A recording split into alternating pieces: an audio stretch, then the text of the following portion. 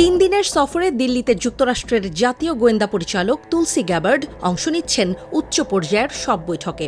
এরই মধ্যে বাংলাদেশের সার্বিক পরিস্থিতি ও বিশেষ করে সংখ্যালঘু নির্যাতন নিয়ে ট্রাম্প প্রশাসনের উদ্বেগের কথা দিল্লিতে এসেই জানিয়েছিলেন তুলসী গ্যাবার্ড, যা অত্যন্ত আপত্তিকর। বাংলাদেশ সাথে সাথেই জানিয়েছে প্রতিবাদ। ভারত যেভাবে প্রতিনিয়ত বাংলাদেশকে নিয়ে বিদ্বেষমূলক মন্তব্য করছে, ঠিক সেভাবেই তুলসী গ্যাবার্ডও মন্তব্য করেছেন, যেন তিনি মার্কিন নন, ভারতের প্রতিনিধি, কিন্তু বিধিবাম। তুলসী যখন বাংলাদেশ নিয়ে ভারতের প্রেসক্রাইবড মন্তব্য করেন, তখন ভারতেরই সাম্প্রদায়িক দাঙ্গার সাক্ষী হলেন। তার সামনেই মহারাষ্ট্রের নাগপুরে ঘটছে ভয়াবহ সেই সাম্প্রদায়িক দাঙ্গা। সোমবার উগ্র হিন্দুত্ববাদী সংগঠন বিশ্ব হিন্দু পরিষদ ও বজরং পার্টি মুঘল সম্রাট আওরঙ্গজেবের সমাধি সরানোর দাবিতে বিক্ষোভ করে এবং সমাধির কুশপুত্তলিকা পুড়িয়ে দেয়। গুজব ছড়ায়, সাথে বিক্ষোভ ছড়ায় শতগুণ। অগ্নিকাণ্ড, ভাঙচুর, ব্যাপক সংঘর্ষের পর কারফিউ চলছে সেখানে। বাংলাদেশ নিয়ে উদ্বিগ্ন তুলসী এবার কি বলবেন? তাকে দিয়ে বাংলাদেশ ইস্যুতে নিজেদের পারপাস সার্ভ করে নিয়েছে ভারত, তার আড়ালে লুকিয়ে রাখতে চেয়েছে। ভারতের ইতিহাসে নরেন্দ্র মোদীর আমলেই উগ্র হিন্দুত্ববাদ আর সংখ্যালঘু মুসলিম নির্যাতন বেড়েছে সবচেয়ে বেশি।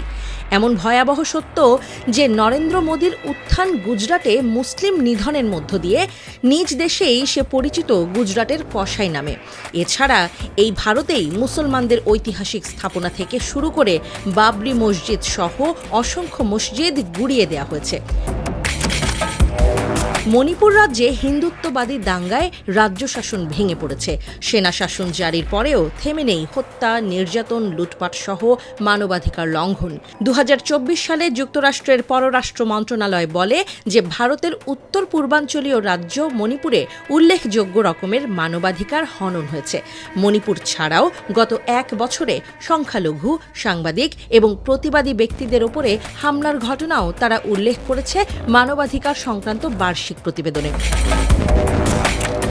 সংখ্যালঘু সম্প্রদায়ের মানবাধিকার পরিস্থিতি নিয়ে 2023 সালে প্রকাশিত মার্কিন পররাষ্ট্র দপ্তরের আন্তর্জাতিক ধর্মীয় স্বাধীনতা বিষয়ক প্রতিবেদনটির উল্লেখ করা হয়েছে, যেখানে ভারতে সংখ্যালঘু সম্প্রদায়ের অবস্থা নিয়ে প্রবল উদ্বেগ প্রকাশ করা হয়েছিল।